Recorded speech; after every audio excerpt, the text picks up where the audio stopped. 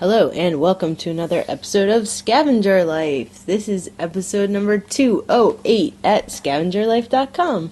Welcome to the podcast. Welcome, Jay. everybody. Hello. Welcome, Ryan. How are you? Good. Good. I'm glad. We've had a restful morning, which is good. So are you ready for this, Ryan? I'm ready. Let's go. Okay, so as you guys hopefully know, we are trash elves. We are full-time eBay sellers. Trash elves. Yeah. We do this for a living. We make most of our money selling stuff on eBay. And Yes. if that's what you're wanting to do, or if that's what you do, you come to the right place. Yes, this is the place to be. Because that's what we talk about for about the next hour and a half or so, is basically our lifestyle. It's not so much a how-to. Yes. It's more about how do you keep this thing going, and how do you not burn out, and how do you think about like larger strategies to deal with just all the stuff probably coming into your house. And then how do you make sure it gets out appropriately, you know? How do you make that pipeline not be clogged up? Because I think that's what we've seen over the years that we've been selling since 2008 is just we see a lot of people start and stop because, you know, there's a lot of pitfalls and a lot of like, some of them are mental and some of them are physical, you know, Right. like not enough storage or, Yep. you know, having a partner that isn't down with the plan, that can always be a deal breaker. Yep. I've heard that story many Yep. times. Yep. So that's what we like to talk about, and that's what we'll be talking about for the next hour and a half. Yes. So Yes. we also encourage you because it helps us makes us feel productive if we imagine that you're currently taking out a box that you've been putting off, and you're taking it out and you're starting to take these items out and you're starting to take pictures of them. Right. It makes us feel good if we could help you get through that box. Which is what we've been doing Yeah. lately. We Very have been. much so. And that's what we want to talk about that today, you know. So since we've been selling for a while now, what often happens is that a seller will start to get a backlog of stuff. And Yeah. that's what happened to us. You know, Yeah. we would go to these auctions or flea markets or yard sales. We'd bring home a carload of stuff. Yep. I mean, and I'm serious about A a carload. carload. Yeah, or the back of the overflowing. truck. I mean, You know, we probably paid $100 for this stuff. yeah. And then we bring it all inside of our house, and we're excited, and we pull out the stuff we're excited about. The stuff first, you know, Yeah. the stuff that we're either excited about or we think is going to make a lot of cash. Right. And we deal with that stuff first, and we get it on our eBay store. Yeah. But there's always like 10 to 20% of stuff that isn't so exciting. And what we do is we Right. put them in these plastic containers. But it's still stuff we think is interesting enough to keep. But- there's like three piles. Right. Stuff that's super cool, awesome, let's get it up. Stuff that's okay, yeah, that stuff will sell. And then the stuff that, you know, Either we don't know a lot about or we aren't so excited about, Yeah. but we think, oh, we'll deal with this later. Right, exactly. Well, later has come for us. yeah, this is later. Later is, you know, 3 years later we had, you know, 24 of these plastic bins on our porch Yeah. Piling up of this stuff. Yeah. Until finally there was no more room to have any more plastic bins. And I came to a point where my mantra now is list it or donate it. Right. So that's where we're at right now. And maybe Yeah. some of you are at that point too. And so that's what we've been doing these past couple weeks, and we'll be doing it for the next couple weeks from here. Yeah. Is that we're going through these boxes. Right. We are either listing this stuff or we're donating it. Most of this Right. stuff we're dealing with, but some of the stuff we're just getting rid of because we realize Most of the stuff is valuable and Yeah. cool. Like we have a pile of probably 2 bins worth. Well, those are bags, but Right. a bin worth of stuff. And actually, I would say 95% of it, maybe more than that, we're keeping to sell. Right. I mean, these are just like things that were in these auction boxes or at a flea market. Just little trinkets and little trivets and a couple mugs and some like a wooden poker Some chips. really cool, like, Norwegian candle holders that Yeah. are kind of awesome. Some like owl hangings, some like a little owl bank. Yeah, it's stuff that really, I mean, I think, oh, that's all, it looks like junk. That stuff sells in our store all the time. Right. It's just the most random stuff. Yeah. But, you know, it's nothing that we're going to make a huge ton of money on. But, it's $20 plus. Right, exactly. So anyway, that's our challenge to you. We're sharing our challenge that we're giving ourselves. We're challenging it to you. Since it's a summertime and things are not as prosperous as they are during the holiday season, you might find if you have more time at your hands, and now's the time to do these kinds of projects. Right. Like either list the stuff that you already have or just donate it and go into the Christmas season clean. That's what we're doing. That's what we're trying to do. Yeah. The good thing is a lot of the stuff is worth money to list, so that's good. And I definitely have this thing too where I'm like, well, we got this stuff, we paid for it, so I've got to deal with it. I've got to sell it. And it's tough sometimes just to admit, like, I might have paid for it, but I made the wrong choice. It's not worth my time. Yeah. Like, I might be losing a little bit of money if I donate this stuff, but it's better than having to go through all the mental anguish of dealing with it or not dealing with it. But the beautiful thing is, and this happened a couple times, we have a table, we call it Table of Doom, Table of Death. It's also called the procrastination pile. It's called the death pile. Or it could be called, excuse my language, it's the shit pile. Right. The pile of crap. But two things that I found, one was a bracelet and one was a pair of spectacles.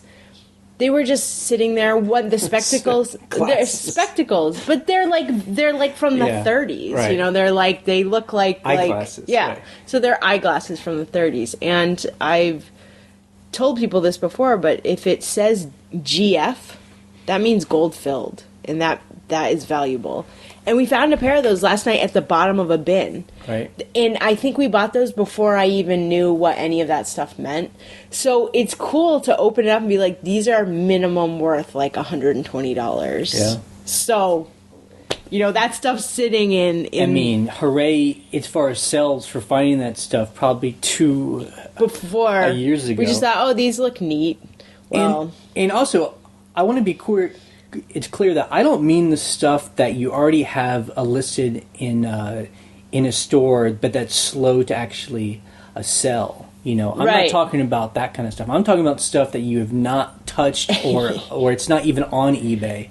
It's not doing anyone any good. It's invisible to the world, essentially. It's the stuff piling up that's starting to make you look kind of like a hoarder. Yeah. Yeah, it's exactly. Because there is that fine line. It's a very fine line. Because, we don't care how long things... As long as it's on our store... Yeah. And as long as it's in our storage, I don't really care how long it's there. Because everything's going to sell. Everyone knows... I mean, people that have heard us, that's our mantra. We list it and forget it, you know. But if you haven't even gotten to that point... Right. That's the issue. But... so I did want to say, because our mantra is list it and forget it, because it's more important for us to make maximum its profit from an item than getting it out the door quickly. And I know other people who sell on eBay have a totally different thing. Like, their thing is, I feel more successful if stuff just moves out of my house or my storage very fast. Right. So they're willing to sell stuff for... what we think would be not as much money as they could get. But so we all have the different ways we see success. For us, I want the maximum amount of money for this item. Right. Yeah. So that's why it's list it and forget it. So the past, I guess it's been about a month now, I was going through these boxes because that's my job, is to like take pictures of things and measure them and write like a title, and description. But this past week, Ryan has been helping me. Yes. Or we've been working together, and it's been very good. Sometimes. Yeah. We fight a little bit. But, we take this box, and Ryan is taking the photos, and then I'm writing, I'm like the transcriber. Right. So the problem is it is a little bit slow on my end, because I'm taking the photos and then turning around and being like, let me tell you what this is and give you the measurements. I mean, it's good that it's slow, because if I don't do that, and this is what we fought about yesterday, all I want to do is take photos, boom, boom, boom, and put them in a big line. I want to take photos of like 30 things and just put it in a big line. But that doesn't help me or anybody. It doesn't help you because you're like, I still have to, like, what is this thing? I have to figure out what it is, write a title. And then I have to go and, measure it, talk about the wear. So I was really annoyed at that because I was like, this is so slow. I'm literally falling asleep doing this. I'm so bored. Okay, but when we're in sync, yes, it actually goes, it doesn't go slow. No, it's fast. Because I'm writing stuff up as you're taking pictures of it.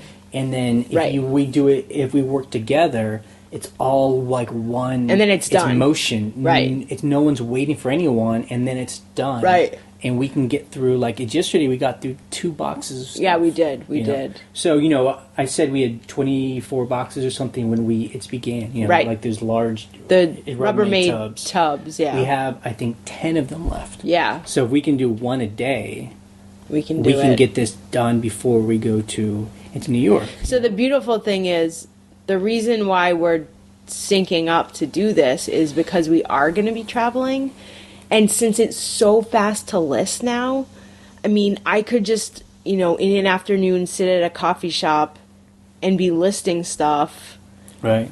Or could we be listing on the Amtrak on the train going up to New York? Stuff like that. So instead of being totally in sync with you, like you're taking photos, I'm listing, right now we're like, let's build up a bunch of folders, like 10, 15, 20 folders that we can be listing, because like we said, we believe that it's good when you're listing, because eBay wants like an active store. Right. So if we're away and our handling time is like super long, we want to make sure, that we're going to be listing. So now the stuff we've been taking pictures of, is this stuff that you would still purchase again? Yep. Like I'm seeing all these like mid-century modern housewares, some little like fondue forks and like cocktail spoons and stuff like that. Those wood trivets over there, those like teak trivets. Remember, we just sold a pair of those for $40, and I'm like, they're those exact trivets, So that's that. Like we always say, it's like bread and butter stuff. There's like a vintage leather wallet with this guy's what is it? It's his driver's license from the '60s. Yep. It's like a little piece of paper, basically. It's like a piece of paper with like a typewriter. It's like, writing. how did people not just they fake did. Those things all they the fake time? them all the time. It's amazing. Yeah. That's why right now my driver's license has like holograms and like weird textures and like a see-through photo. You're like, that's why they do it now. Yeah. And the good thing about doing this too is it's kind of a lesson.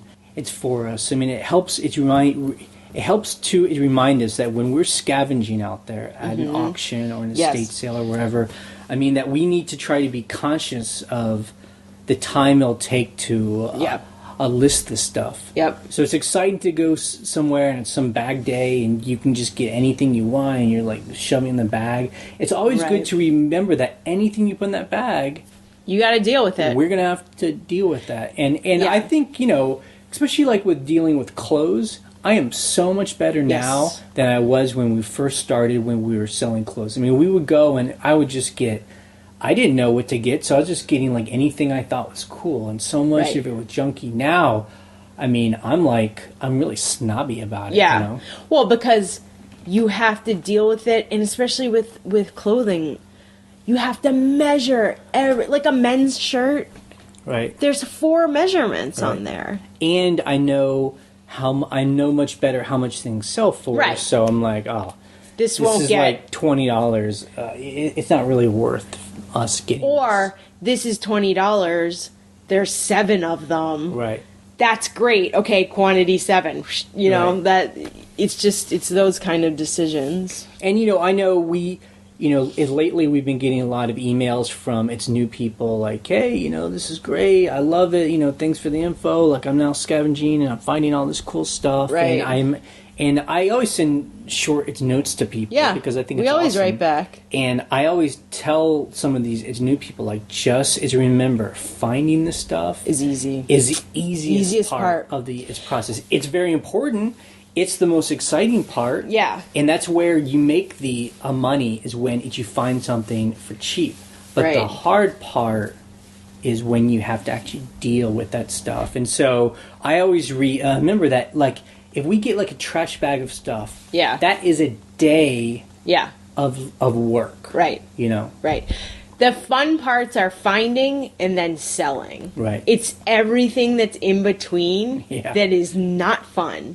Right. Although I have fun listing now because it's so fast. I'm Good. like, psh, I love that. you know, Yeah. it's cool. And that's a good example of, like, you know, ways to not get burnt out by doing this is by always changing your techniques or Right. tweaking them so they improving your Right, techniques. exactly. But, you know, so we can go to an auction, and, you know, a really good auction where we're getting a lot of good stuff, like box lots. You Yeah. know, when you can buy a box of stuff for For $5. $5, yeah. We can easily fill up our car, and one auction could be 2 weeks of work. Yeah. You know? And that's why we always try and space out how often we go Yes. to these things. I mean, Especially now going through the bins. I remember when we first started going to auctions and getting really excited about them, I wanted to go to an auction almost every day. Yeah. Because if you look online, Yeah. especially if you live anywhere near an urban area, Yeah. there are, you know, multiple auctions every single day. Like, and you could just hit them all the time. But then you start to look like a hoarder. Well, that's when you start to decide, okay, if it's just me or me and my partner, can I be just like buying, you know, essentially buying out estates all the time? Sure. It's like, okay, if you do that, are you hiring people? It's like, are you buying and they're doing the intake and shipping, whatever? Or if it's just you, you got to scale Yeah. back. You I know? mean, there's a fine line, and it's razor thin between being a scavenger and being a hoarder. I Yes, mean, it's a razor thing. it's like there might be people hearing us, and we love you, and you say that you're a scavenger, but you may actually be more of a hoarder. You know, I'm serious. Yeah, no, because it's true. If you're bringing in more stuff into your house than is leaving your house, Yeah. or if you have not developed a storage system Right. that can appropriately, you know, store things, then yeah, I mean, and that's why our big thing this week is list it or donate it. you Yeah. know? Get And- it out. And there's nothing wrong with that. Yep. You know, get it back into the cycle, let other scavengers find it, Right. and they can deal Right. it's with it, and then start clean, you know. Like, I know Jay's gonna bring up the 4 bins of vintage women's clothing that I have in our storage. I'm telling you, by Christmas time, if that stuff That's is got to not be dealt with. we're just going to Yeah, donate it because yeah. I mean that stuff could be 5 years old. I know. Oh my I mean, god. that was before we moved into this house. I some know. of It's that really stuff. bad. Yeah. So that decision has to be made. You know, because it's for us. You know, we need to, and we've tried to keep it going. We need to have equal excitement about you know, finding the item. Right. You know, that's always an exciting, the treasure hunting. But we need to have the equal excitement about getting it into someone's hands who wants it. Yep. And that's how I try and get through photographing it, and hopefully you Yep. getting up on our store. Yep. Is that we're getting excited about somebody wants this thing. Yep. You know, Exactly. because in a perfect world, our house would have nothing in it. Like, we don't live in a perfect world, so we have a lot of stuff in our house. Yeah. eBay Looking at stuff. But in a perfect world, we wouldn't have anything. Like, we don't want Yeah. this stuff. Right. Like, I want it to be gone. But so I feel like that's the difference between someone who is a seller and someone who's a hoarder. I love it. I love to be the pass-through entity. I don't want it in my house. I don't want to own it. right. I want to be like the pass-through. Right. And I think actual hoarding is very different than that. Sure. You right. know? Because I guess being an armchair psychologist, I guess the idea is people feel better when With they're their surrounded by stuff because Yeah. it makes them feel They don't want to secure let or go whatever. of it. Yeah. For me, I can't wait till this stuff sells. I want it Yeah. gone. Yeah. You know. But I mean, I definitely do get emotional about our procrastination piles. Yes. Our death piles, Yes. where, you know, something starts, it's like this bag of, we have a pile of bags right now of, like, you know, Duffel bags, backpacks, purses. and it's just sitting there, you know. Yeah. It's a beautiful pile. It's all of one kind. I can imagine, you know, it's so smart to do that because we can just take pictures of them all and list them all, and they're all not identical, but they're similar. But it's sitting there, and it almost starts to crystallize. It's like it starts to become like a part of our decor, and then I have to remind myself, like, that's not part of our that's not supposed to be there. Like, I've got to deal with that, but then sometimes you're like, oh, like, God, I don't want to deal with the obstacle it takes to like get over to actually start to get into the work, because you have to like take pictures of them. And so I get that it definitely can get an emotional thing, and then the dangerous thing is if another pile starts up next to it and then it's almost like a double death pile, we've had that. So. I mean, it reminds me of like, okay, I'm looking over it. We have like a daybed area that's kind of like a cubby hole where there's a bed and there's a little bookshelf and stuff. We started storing rugs there. Right. What the hell, like, because we don't have a place for them, and they have been selling, but still, there's like 6 rugs sitting there. It's a beautiful daybed that we could be hanging out and reading a book. I know I could actually like take a nap over there, but no. And there's a chandelier on there. There's a chandelier. There's like a big ass like 20-inch subwoofer over there. But the good thing is all that stuff is listed. It's listed. It's all listed. So that's just storage, but still. So, I totally get that. I get about being stressed out by too much stuff. Even though this is the way we make our income. Yeah. We're constantly dealing with like the stuff. Yeah. And it can get and it can just start slowing down how efficient we are. Like this past week, we had a couple of fights. Yeah. Arguments. Because I think we're having trouble getting past some of these piles. Yeah. Like, I could see it in your eyes, and you wouldn't want to admit it, but I know you. you like, didn't want to take pictures of some of this stuff. Not at all. And so... But I wanted to, but I didn't actually want to do it. I wanted the work to get done. I was like, yes, I want this to get done so badly. So I pushed it where we had to have an argument about it. Yeah. But then that broke the dam. Yeah. And then we did it. I was like... I don't want to work every day. God damn it. It's Saturday. Yeah. But then again, like Friday, what do we even do? It's like we had like days off. But because we have an untraditional schedule, that's, I guess, it's my point. Yeah, is that it doesn't matter. It's not about having a weekend, because any day could be a weekend. For us, instead, on August 9th, we're taking a train to New York for 2 weeks. 2 weeks. It's basically a vacation. Yeah. I mean, we're going to be working. We'll be doing some work, but that's why every day between now and then should be a work day. Yeah, exactly. I mean, we can mix up that day. Right, which we have been doing. Take a break during the day. It's watch a movie. Yeah, we have been doing that. Like, go and work out, like whatever. But we did that yesterday. Yeah. But, go and clean the house, which is work. Which is work. It's not eBay but work. It's breaking things up, So we did clean the house this week. Like, that's why I was thinking after we do this, we take some pictures. Well, of like 10 things. No, I was actually thinking that too. It was just 10 things. Shut up. You're the worst person.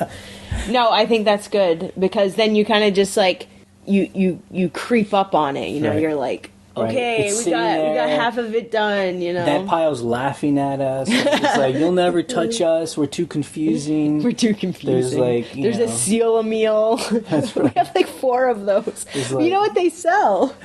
And I often ask myself, like, could I do this alone? And I definitely have a swagger. I'm like, yeah, no problem. Like eBay, no problem. I honestly have that swagger, but I feel confident working with you. Yeah.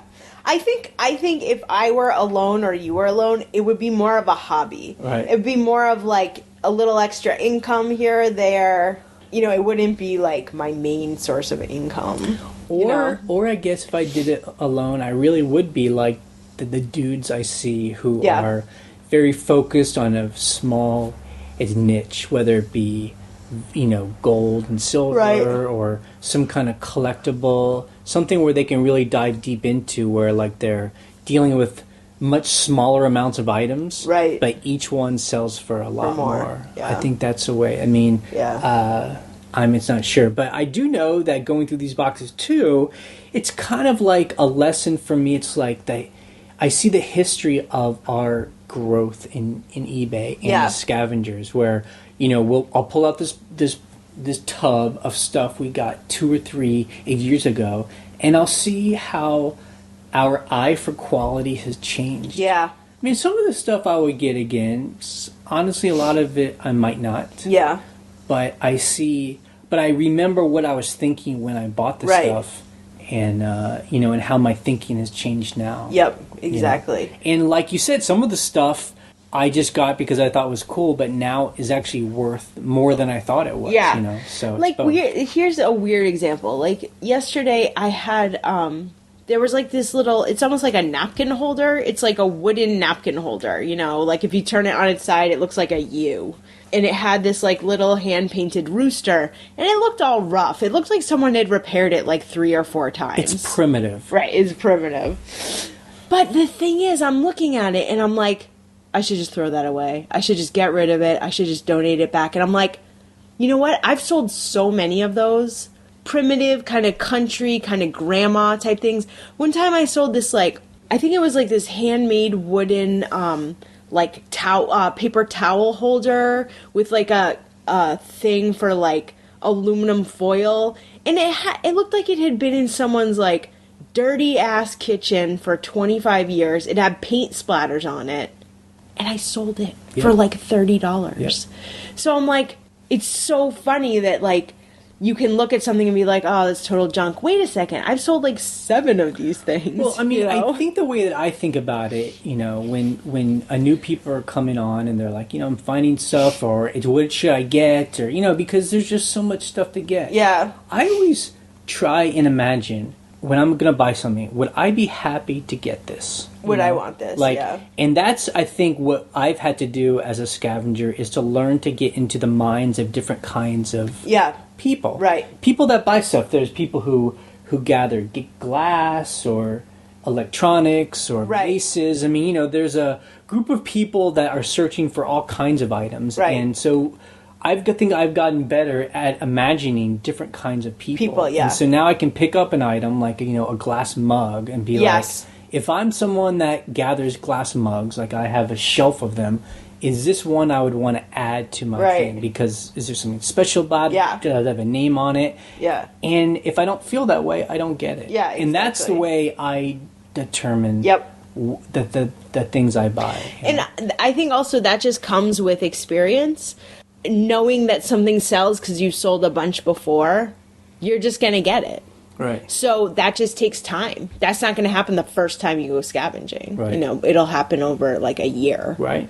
Exactly. Or so. And so like when you talk about those like it's primitive, like or napkin holders, rustic, or I'm all about that because I totally see through the eyes of one of those people. Someone's like they're in Brooklyn or in LA or in LA or even Ohio. Yeah. They bought a house and they're making like a rustic kitchen. Right.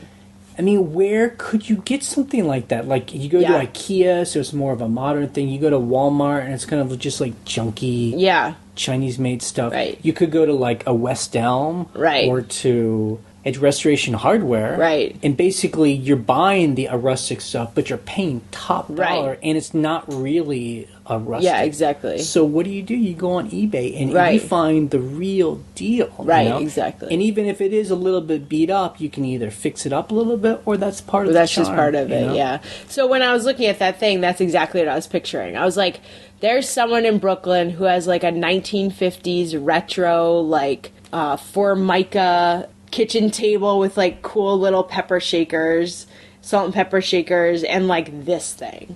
Like, I pictured it when you were like, should we get rid of this thing? I'm like, I can see it. I can see where this belongs, you know? So I think that's a good thing when you're going through piles.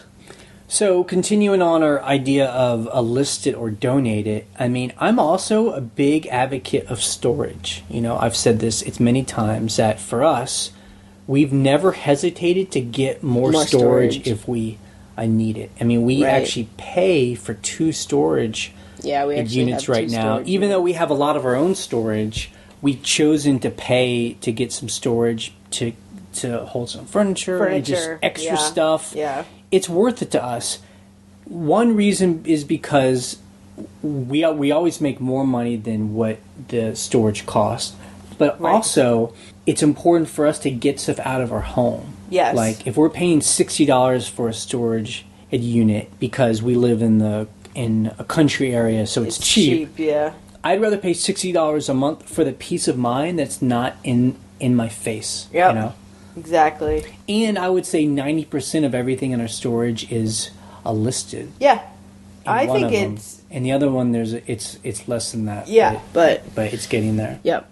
So, I mean, that's the other thing. If if you are trying to do this and your quality of life seems to be dropping because you're surrounded by these piles, go and rent a storage place for a year. Yeah, exactly. If this is a business, it's a business expense. Eat it, take stuff to storage, and do it. Write it off your taxes. Let's not be babies about all of our extra stuff. I think that's what we've tried to do. Either enlist it or donate it, or I guess if you really want, you're just really not wanting to just give stuff away, you can also do just a yard sale and just basically sell stuff just to move it. Maybe you'll make a couple $100, but and then donate the rest that doesn't sell. Right. So it's like put it all on your yard, sell anything that people come across, or just throw it in the back of your car and take it. Yeah. So I say let's be just done do with that. it. Yeah. So we'll come over tomorrow and see if That's right. All right, so let's do our numbers for this week. It's summertime, so our sales are not spectacular. But they were pretty good. Yeah, so we made in our first store, or in our main store, we made a little over $1,200. Yes. Almost $200 a day, but not quite. Yeah, close. And really, it was a little bit concerning because through half the week, we had barely even made $100 a day. Like, it was really slow. Yeah. And then it really kind of picked up, which is kind of nice. Yeah. But, our average price was about $47. It's a good average price. We just didn't sell. We only sold 26 items in that store. Yeah. Now, the interesting thing is, in our second store, in our new experimental store, we actually made over $500. Wow, and we have 442 items listed. So, I really don't know quite yet what to make of this, but, we have 10 times as many things in our main store. And we barely made twice as much in our over our experimental store. Right. So we sold 9 items in that store for a grand total of $58 an item. So wow. That's a good news for us, is that we've really been able to start trying to up our selling price. Yeah, I've been putting more higher price, or just being like, okay, I'm not just going to put low price items in here. I'm going to put higher priced items too, because we're selling the same stuff in the other store. Yeah. So, and that's interesting with our experimental store is that, so we made over $500 this past week. That is, and we have 442 items in that store. We always say if you have 500 items, you'll start to make $2,000 a month. That would be true if we would replicate, that $500 every week. Right, exactly. So if we were able to keep that high weekly total, then that estimate would be correct. Right. And, it's interesting, too, about our second store. It feels so clean. We, again, have not had any defects yet. No returns. No returns either. I can see... It's so crazy. I can see, again, if you're starting out new and you have a small store, and, it feels so nice because there's no problems. And I'm sure it feels devastating when someone wants to return something. You're like, right. What? What did I do wrong? We haven't gotten one person angry at us or any arguments or anything. It's all about volume. Yeah. It's bound to happen. Yeah. Yeah. But hopefully not anytime soon. But if it does, not a problem. Yep. So what did we sell this past week? Okay, so some high-priced items. We sold another pair of Ferragamos. Let's see, I guess we sold 2 pairs of Ferragamos this week. One was $159, which you guys saw on the last video. And then another pair I took a best offer of $115. Right. Which $115, $159. You're like, wow, you took off like $50, but I probably paid $2 for them. Yep. Oh, I know we did. Yeah, we paid $2 for them. So this is when, over last summertime, God, it's been a while. I know. You know, we were going to all these estate sales, and we always go to people's bedrooms. Look at the shoes. And we go in the shoes, and it's most people pass them over because they're like, oh, it's not These aren't my size. But we would go and we would find like 6 pairs of Ferragamas.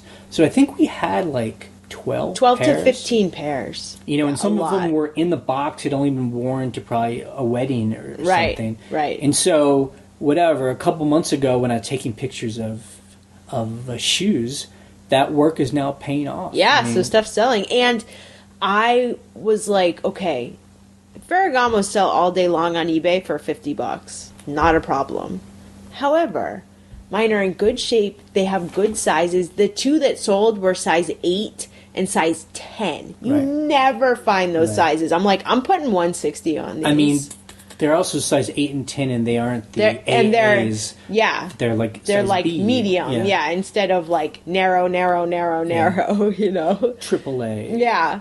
So I knew that I actually figured that those would sell the fastest, and they did. So that's fine. Something else that has been selling these past couple of days actually have been vintage eyeglasses. We've sold like 4 pairs of eyeglasses or sunglasses, just like our glasses. And you know, these are things that we find fairly often, you know, I like under finding them. $5. Yeah. You know, and these are ones that are like the 80s, like the big round, a lady's eyeglasses. Right, and some of them are designer, like some of them are Christian Dior, you know, prescription glasses, but people can change out the lenses or make them into sunglasses. Right. That's usually what they do. I think that's something I didn't understand when you first started getting these. I was like, why would someone buy this? Like, this person was blind. Like, but yeah, of course, people are just buying the frames. The frame. And frames are expensive. Frames. I mean, we went to this frame shop in New York because it was like this funky place Warby in Chelsea. Parker or whatever. What was it called? Yeah, it's called like Warby Parker or something. Some like designer. And that designer actually is like her whole thing is like affordable. So we went, and it's like a funky place where everyone's trying on glasses, and it's kind of like a party. It was weird. We like walked into a party. It was awesome. And I'm like, this is an eyeglasses store with only in New York. So we're there, and you know, glasses are $75, $100, $200. At least, I mean, at least. So when I sold a pair this morning of the Christian Dior, like made in Germany eyeglasses frames, essentially for $80. And I'm sure someone's like, great, that's a deal. But that's also a good example of, like, let's sit and forget it. Yeah. Like, they really haven't been selling very well the past 6 months. And then a sudden... We sold 4 pairs. They sell a bunch. One was on Bonanza. You can never tell with these kind of weird items. You can't ever tell when they'll sell. So that's why if we were just, like, getting all freaked out because they've been up for 2 weeks, I mean, we might have put them on auction and sold them for $5 or something. Yeah, and so I sold... several pairs this weekend. Now, one, sad thing is we've been selling rugs, and we sold another rug this week. But the problem is this is our 3rd non-paying buyer on a rug. And it's so weird that we don't even hear from them, really. I mean, like one we're about to like put the hit out on. I put the hit out this morning, unpaid item case. And they don't respond to us. Unfortunately, we sold one last week that we talked about. We were very excited about. How much was it? Like over $200? Yeah, it was like $250 or something. And the woman didn't pay. And, after 3 days go by, we put out 2 days. 2 days. We put out 48 hours to the minute. Okay, well, maybe that's why she did this. So she then sends us a note like, you guys are being overly aggressive. Right. I'm very upset. I always pay my bills, but because you're being so aggressive with wanting me to pay so quick, I'm not going to pay. So she didn't pay, and we, had eBay go through its process, and now she's a black market against her. So I think we do need to chill out on the bit, unpaid items. yeah. Especially on larger, more expensive items. I guess we can wait. It sucks not hearing from people, and it's such a high price that you're like, Yeah. I'd really love to relist this because I would really love for other Right. people to be able to buy it. I guess we just, I guess we forget sometimes that not everyone is like us, where we're, we're online all the time. We're checking our emails, and there are other people who are like, yeah. I check my email once a week. Like, it's your dad, dad.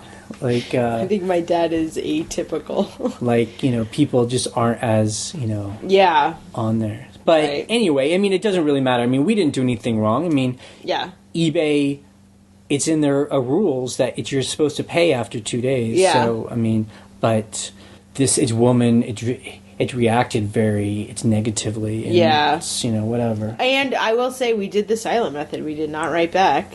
She wrote this big long paragraph, and we were like, Yeah. either you pay or you don't. No, I'm just not going to kinda- say anything. We just kind of wrote it off. Yeah.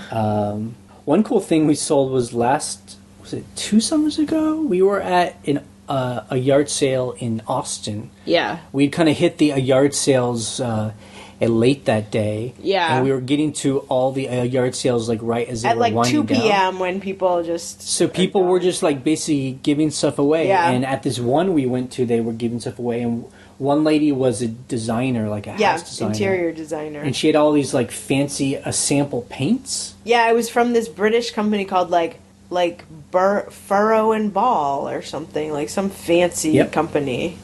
And I was like, oh, look at this junk. And you were like, no, people will buy that. I'm like, what? People are going to buy those little tiny paint cans? Like, they're little tiny ones, but they're different colors. Yep. And so someone bought them for $50. Amazing. I had 11 little jars Yep.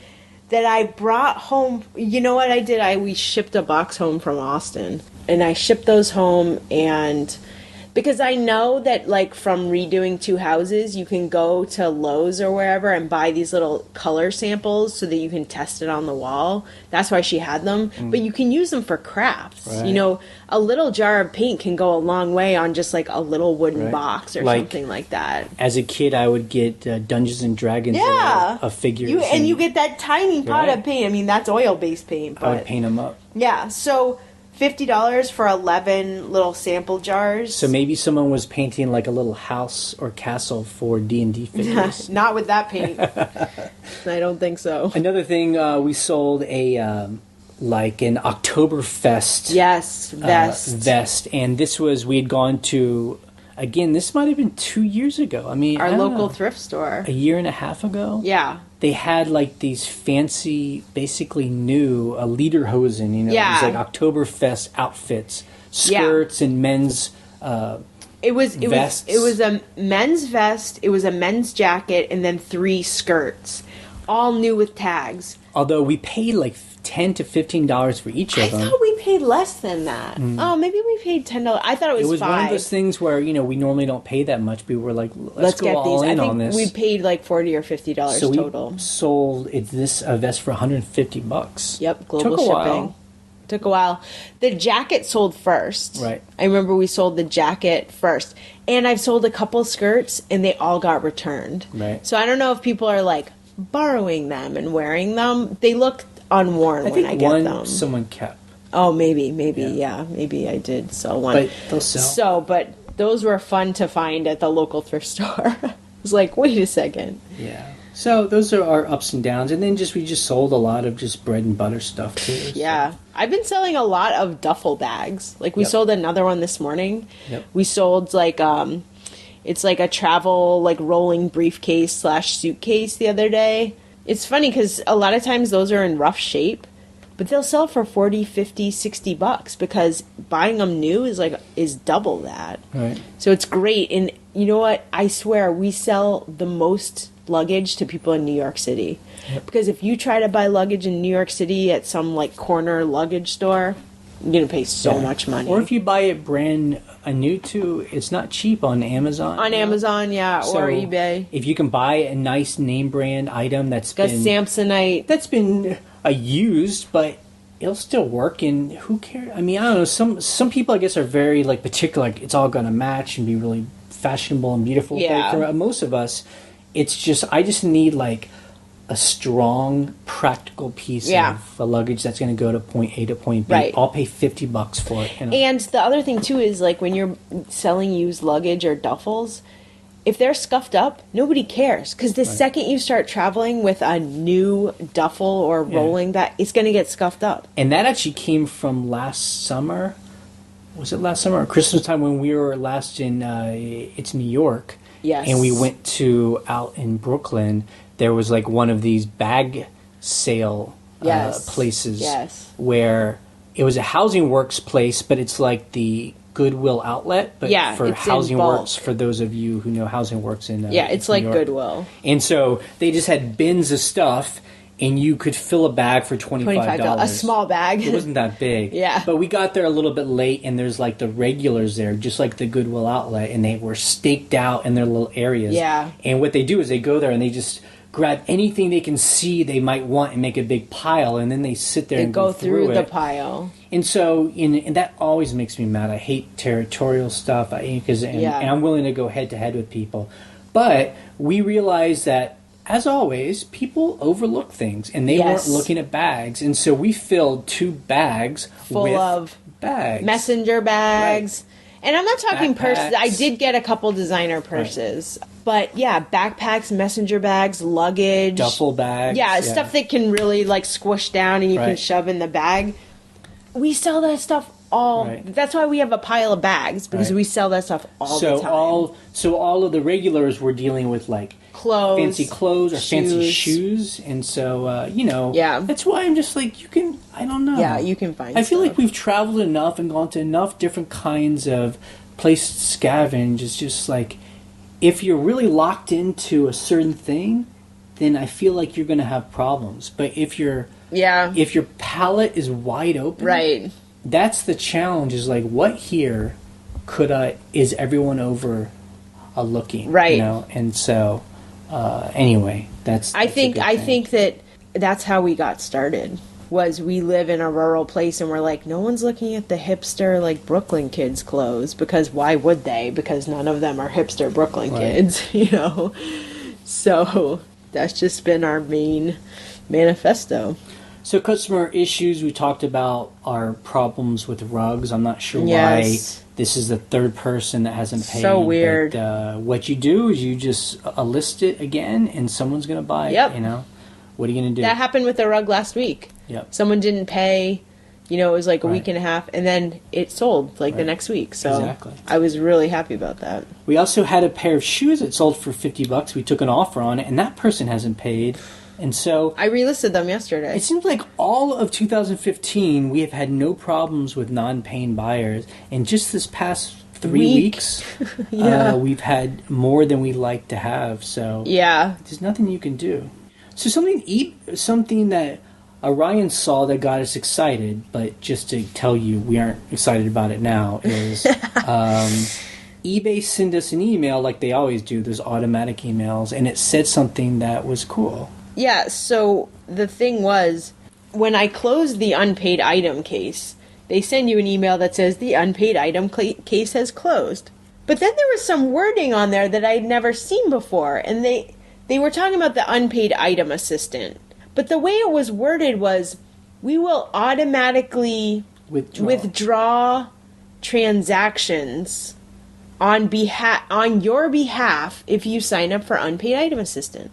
So the way I read that was, if you sign up for unpaid item assistant, they're gonna make people pay when they give an offer. Well, that's what we thought. So we thought it's with all these updates that eBay's been doing that maybe this was one of the things they added was, which a lot of us have always asked for, is that if someone puts an offer on an item, then eBay has that person's bank account or credit card info. Your PayPal's hooked in. And that when the offer gets accepted, that eBay would automatically pull the money out. That's what I thought. And that's what happens at, I buy some things online and like online auctions, and that's what happens. Not eBay, like an independent online auction. Like it's when I put a bid on an item, they say, this is a contract, and if you win this, we're going to pull money out of your account. You can't just not pay. Which is totally fair enough. Anyway, we got excited about that. Ryan did his research, and that's not true. Yeah, so and what's hilarious is I actually found the answer on the eBay forums where people were like, wait, is this new, But what people said was eBay's wording is confusing and misleading. And when they say we'll automatically withdraw transactions, they mean the item transaction, a sale, sale. They'll not cancel. Money. They'll cancel the sale. They'll do all the stuff that I do, which is open the case and then close the case. Right. So that was a little bit. So if I don't know. We've never heard from anyone from eBay because of this blog. So I don't know if anyone from eBay ever hears this. But if you hear this, like, I just don't understand why that wouldn't even be a good business move for eBay, the giant cold corporation, instead of having all these sales that have to get canceled. Because I wonder how many non-paying auctions or best offers there actually are. Why not just institute an automatic, which is what a payment. Lot of, so that way eBay do. gets their fee, we get paid, and everything's all good. Because really, I don't understand what the plus side is to letting buyers make offers or bid on auctions that they don't intend to pay. Right. Like, what's the plus? Right. If they are people that can't afford things, and why would you want them to gunk up the a system, Yeah. So I don't know. Yeah, I mean, because when you click buy now, well, if you have pay immediately clicked on your listings, you gotta pay right away. You should. I don't know. Just like it's like on Amazon. You buy something on Amazon, they charge you. Right. They're not like, oh, you want to pay later? What? Yeah. I mean, but then at the end of the day, again, 99% of people pay. 99.5% of people pay. So it's not that big of a deal. But when they don't, it stinks. It sucks, especially with high dollar. I think that's why I get so aggressive. Like that lady, you're being so aggressive. Yeah, because you offered me $250 for something, and I'm just sitting here waiting for it. So, I get real cranky about stuff like that. What we did this past week, last weekend, I guess we should have talked about it as last week, but we had other things. We went to an auction. We went to an auction in person. And, we talk about this. We talk about going to auctions, and we talk, and these are when someone dies and all their stuff is out. This was actually an auction where a bed and breakfast went out of business. Yes. They actually went bankrupt, and so all their stuff got put on auction. Which for us, we were excited about because we don't run a B&B, but we run a rental, so we were like, let's go see if they have there'll be like big sheets and towels. And anyway, it turned out to be a big bust. There were a lot of people there. Yeah. I bought one box of stuff. I paid way too much for it. I think you paid how much? $35? $35 for it. But I had some cool stuff in it. One piece was broken, though, unfortunately. Yeah. But, it was crazy bidding, and we actually left early because we realized that the people there were willing to pay a lot of money for stuff. Like, it's almost like they were buying it for themselves. You know? Like, I don't know. They could have been. And so we just wanted. I mentioned that not every auction we go to is a winner. And so it was kind of a bust, right? Because we have to drive about 40 minutes to this place. We spend 2 hours. It's beforehand going through stuff. Then you wait for the auction, and then we stayed there for an hour and a half or 2 hours. Just going through the first part of the auction, and then realized it wasn't any good. So that happens. And that's not going to stop us from going to other auctions, but every auction is different. It's like every thrift store you walk into is going to be different. But I think we turned into a positive. There was a place we've always wanted to go eat in this town. It was like a little small, cool little restaurant. Little like bistro place, but higher end than most places. Like there's this restaurant that just like exists in this corner in this old house, and you're just like, what is this? It really place? looks junky on the outside. It looks pretty junky on the outside. And even on the inside, it's not really that nice, but the food's really good. Like, there's an actual chef. Like, I read all the reviews online for the last couple of years, and we've just never gone. And I was like, I cannot believe how good this place is. The food is amazing. So that was that night, and we actually, we splurged because we don't usually, buy nice dinners like that around here because there isn't even the possibility. So that was actually fun. It turned out to be fun to do that. So that was just, and that's just part of the scavenger life. Yeah. So we've talked about, we're taking all these photos of all of this. The bins of doom. One other thing we did this week was we were we finished taking photographs of all those hardware items I bought at that The auction. hardware auction, yeah. When you were out of town, Yeah. I went to this auction where, I don't know, I'm assuming a hardware store went out of business. Yeah, it looked like an Ace Hardware store. And so all their stuff was put on auction. And I've been wanting to go to one of these as a way to maybe get into Amazon FBA or more into Amazon. Because they're all basically new in box. With barcodes. Although we saw that a lot of them were new, but they were, that they'd been kind of jumbled around. So they weren't really new anymore. But you know what? We hated it. Taking pictures of all these things. Like, it even caused stress among us because it just feels like a grind because you're taking more pictures of like doorknobs and like blah, and like I'm doing the bar scanner like, oh, these sell for like $4 a piece. Like, great, I mean, that's the thing about FBA that people will argue is you don't have to take pictures. You just scan it in and send it.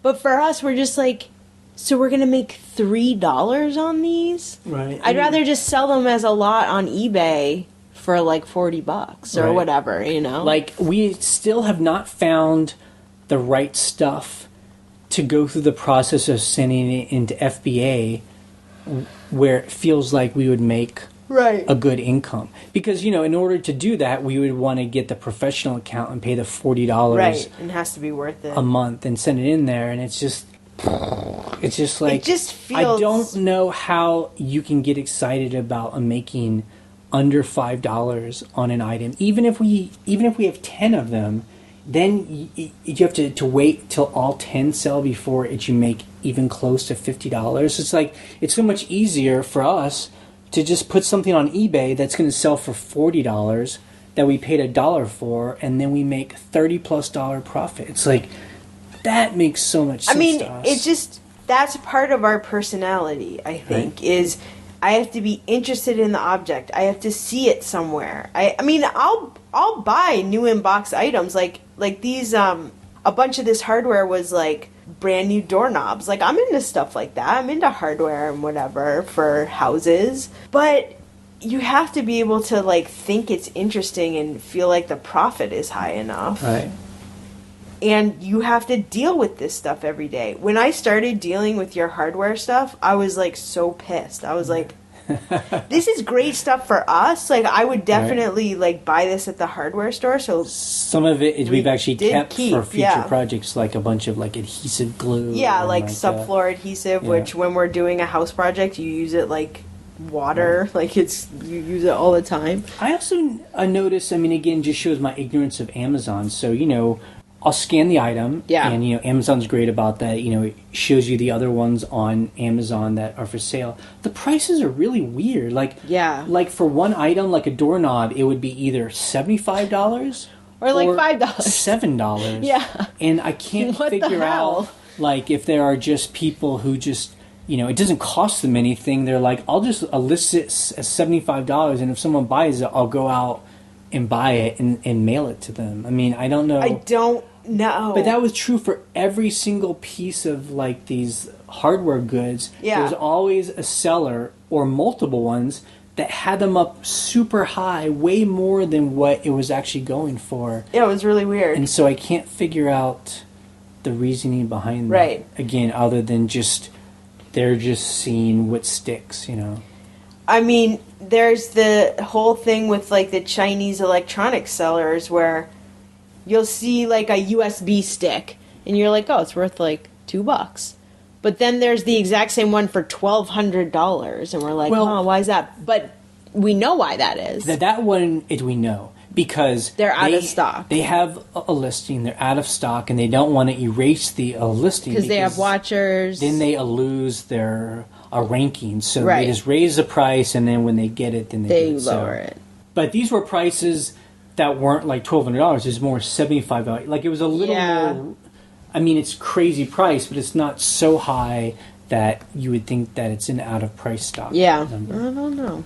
I would love to hear if anyone knows like what that is. And then the other things this week is two things we have not been doing. We have not been listing anything, so we haven't. Nope, we haven't listed any new inventory. We've just been taking photos. Yeah. And then the other thing we haven't been doing, we haven't really been buying. I mean, for the past a little bit, but not much. I mean, really, we've been buying only, an amount that we've been able to take pictures of it almost immediately when it comes in. Right. Like we'll A buy small amount 10 of stuff. things, the stuff gets taken pictures of and gets stored right away. So Right. we have not been getting piles and piles of stuff, which I know is kind of weird because it's the summertime and we see them. Yard sales are happening. We haven't gone to, it's my favorite flea market one time. So I think this is an example of we're trying to not overbuy Right. until we get through this backlog. Yep. We've been putting the paint off for a while now, and now's the time to Yeah. to It's do like it. pull the Band-Aid off. Yeah. Okay, so we've been starting to do this thing where we talk about like how to do a task. Or, Yes. people say we don't do enough tutorials, and that's fine because we don't really like to do them. But we'll be glad to maybe share some knowledge. So one thing is we've been noticing people are selling lenses. And I know for a new people that probably gets them excited. They go to a flea market or something and they see like an old camera. Right. And the old camera itself often isn't worth much, But but the the lens lens might be. itself can still be used on digital cameras. Yes, or converted to be used on digital. And those can be exciting because they can sell for over $100. Hundreds, sometimes, depending on what it is. But the problem is, because we would get excited by them too, and we are now not as excited about buying these, is that if they've been stored improperly, the lens can have fungus on the inside, not just on the outside, but Somehow, on the inside. If it's stored like in a humid place, the Or a fungus basement type grows thing. inside of the lens where you can't get to it. Right. And so if you put it up to the light, you should see The fungus. And even if it's just a little bit, like a dot. When I look and see fungus on the inside of a film lens, it looks like a little tiny dot of dust. Like you can look down in it or you can bring it up to the light, and if you can't wipe it off the surface, that's fungus on the inside of the lens. Now, I will say this. There are people that will still buy it. sure, Because they are willing to take it apart and clean it, or they don't care. right. But you have to disclose that. But see, that's the problem, though. Then once that happens, you no longer sell the item for its As value. much. You're selling it as is. It's like you're selling something that's broken. broken. I mean, unless it's some really crazy brand. So actually, we've been Yeah. selling some of our the cameras and lenses that we've been building up. We've just been selling them for nothing, For $15. cheap. I mean, we've been just trying to give them Because away. they have fungus in them. So, and then, if you can find a lens that's been stored properly, those will sell well. But often I find they are expensive to buy because, People know they're worth people money. know they're worth a lot of money. Yeah, exactly. So, but we just wanted to warn the new people out there that are finding these things. Yes. It's always good to dig, but when you start to dig, it means stuff is not being taken care of normally. And because they're in corners of thrift stores or in basements or something. Right, So be careful exactly. of that. And one other thing, something new we learned, percale is Yes. an interesting new word we found to describe a kind of sheet. It's a kind of fabric. Now, I knew that this word existed, but I didn't really pay very much attention. Like, if I found sheets or pillowcases from like the 50s, 60s, 70s, and you still had the tag, it always said percale. Right, Percale. Yeah, C-A-L-E, percale. And for me, I was just like, I don't know what that means. Because I think now people use the word sateen, or different, variations on percale, which means it's like tightly woven, super soft, doesn't wrinkle very easily. The thing about percale is people look for it in listings, I think, because that signifies that it's like more vintage. Right. Like I found a pair of, in one of the bins, we found this funky pair of floral, it looked like it had like 1970s like carnations on these pillowcases, and it said Fieldcrest Percale. And I'm like, oh, that's something people look for, so I need to, put that in the title. So that's something, if you see sheets or, pillowcases or whatever that have that, that's a good sign. And, that's something that we now look for all the time, and that's like sheets and bedspreads and even duvet mismatched covers. stuff, because like if you had like those floral pillowcases, people will match that with just like a plain colored sheet or a Sure. duvet that's like striped. And, people are like, well, why would you buy used sheets? But, now that we have a rental, we know how expensive it Yeah, is they're to buy, like, expensive. a king-size sheet set. They're super expensive. So if you Yeah. can find, like, Land's End or just find even a decent brand that has, light wear on it, Right. people will pay easily $40+ for it, because to buy it new, it's over so much money. $100, So I had a sheet set that we had on our bed. We have a California King mattress that someone actually gave to us. So we were like, we don't care what size it is. So California King is kind of hard to find. Like, We love the big bed. we love it. So It's like we each have our own separate bed. yeah, it's great. And then the cats have a bed in between. But the funny thing was, I had this king sheet set from wherever, some thrift store, but it didn't fit our bed properly because our bed is a weirder size. So I was like, you know what? There's no holes, there's no stains. I'm just gonna sell this. It was like a fitted sheet and like 2 pillowcases. I totally sold it for $50 in like a week, So because someone's like, I need a sheet set and I don't want to pay $150. I just need like a good sheet set. Yep.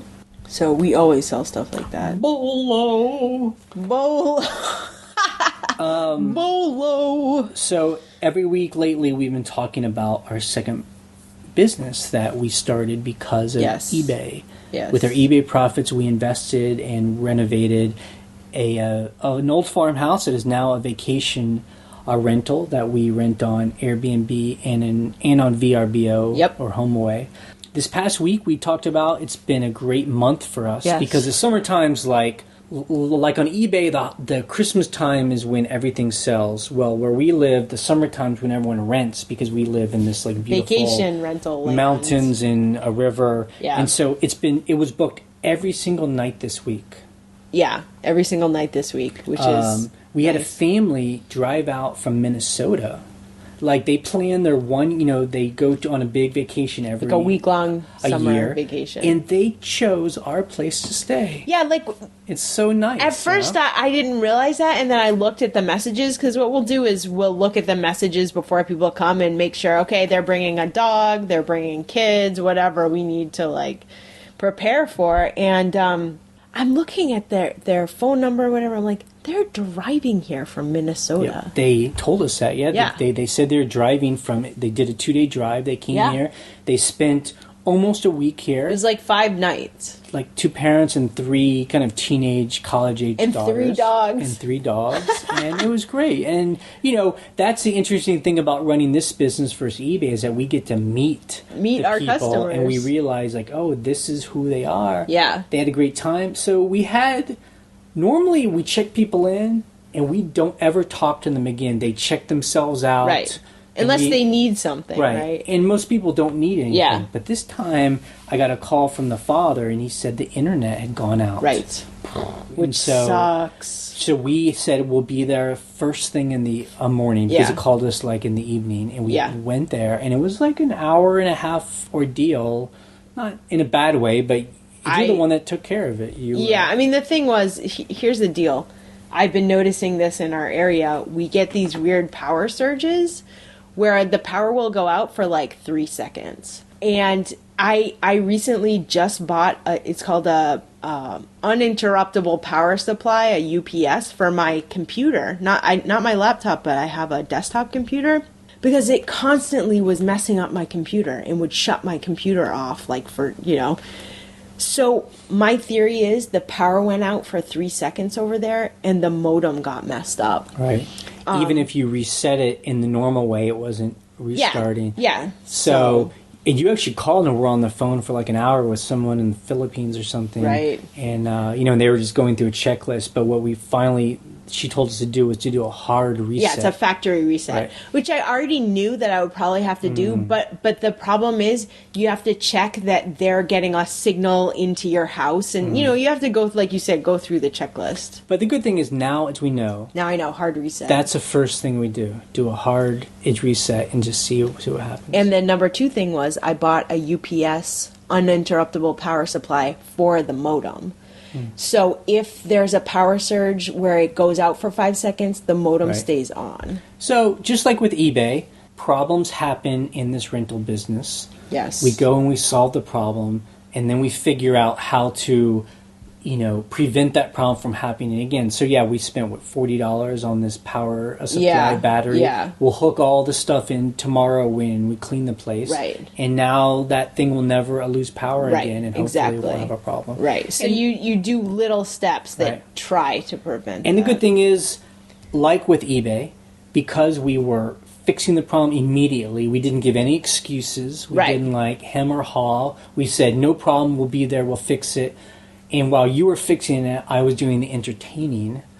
I was, In quotes. instead of them all staring at us while we're trying to fix their computer, I'm bringing them in the other room and I'm talking to the father. Yeah, you're having a long Asking conversation. about his life and just, being friendly. Yeah. And he was Thank happy. God you did that, And it all worked out. because I was sweating a little bit. But And that's another example of I hear people say, well, why don't you just hire someone to just handle this?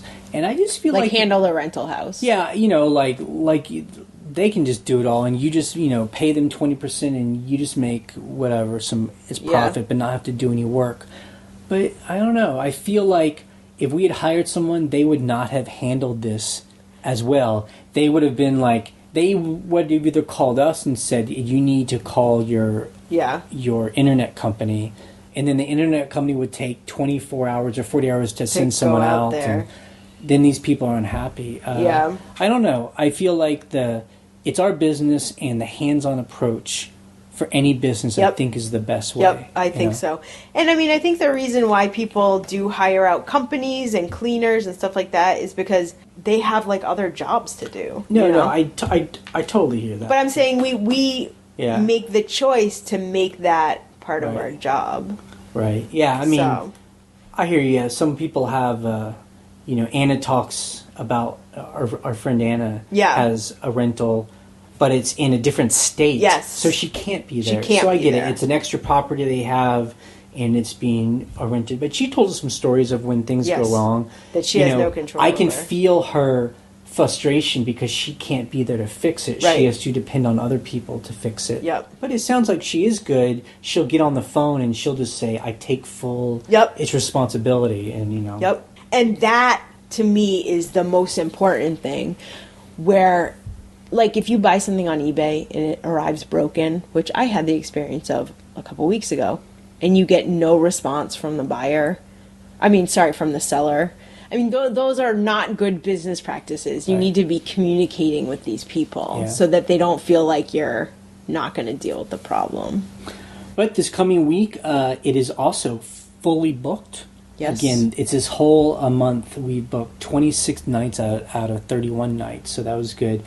And this week, though, it's a little tough because we have a lot of 2-night stays. Back to back. We require people to book at least 2 nights, and so Yep. people are just booking 2 nights. Two. So we're going to be doing 3 sets of cleaning this It's going to week. be a lot of laundry. But the good thing is it's a lot of couples, so Yes. they tend to stay in one One room. They tend to only eat out, and so If they're there only 2 nights and it's a couple, like you said, the place is cleaner. And Right. we're happy though because they're filling in holes in our schedule. Yeah. We've been having the most trouble filling during the week. Yeah. Is people want a weekend. We're happy that people are just coming Yeah. for, I guess, a little quick Getaway. Getaway. And 2 nights is, if you live in DC and you're coming out here, it takes Yeah. about an hour and a half. That's a nice little break from the city, Give me a break. Give me a break. Are you advertising? Okay, so let's talk about some news. News. A guy that has made other tools Yes. for eBay, Joshua, he has made another tool that's kind of cool. I mentioned it last week that he has a little form for Etsy where if you want to know how much an item sold for in Etsy, instead of having to view a source on the page and look at the HTML, he actually made a little thing where you can put in the ID and then it spits out the price that it's sold at. And I don't know why Etsy and other sites don't make that information transparent. I don't know, because the information's there. That's what I love about eBay. So yeah. He also made another tool where you can look at the actual price that a best offer sold at.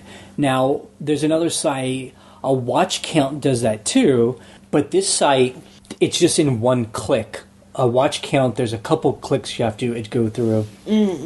So if you go to our blog at scavengerlife.com, I'll put a link to it. It's at flippertools.com, and then it's one of his tools there. Yep. And so it's nice. I like clean tools. Yeah, I like just simple. A site that's just like, they call them like kind of one-bite sites where you just go and I want this information and there it is, and I don't have to like go through a bunch of stuff. That's so cool. That's so helpful. Another piece of news that I saw was eBay is celebrating 20 years. Wow.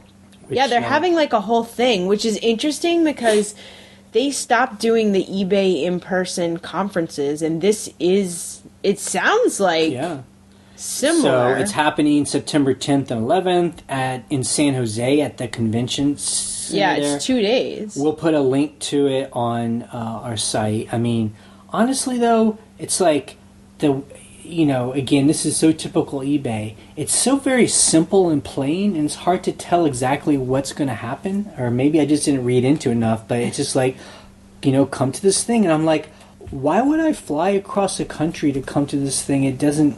Let me see what's going on. They don't say anything that's going to happen. It's just like, this is it. Please put your name in, and that's all.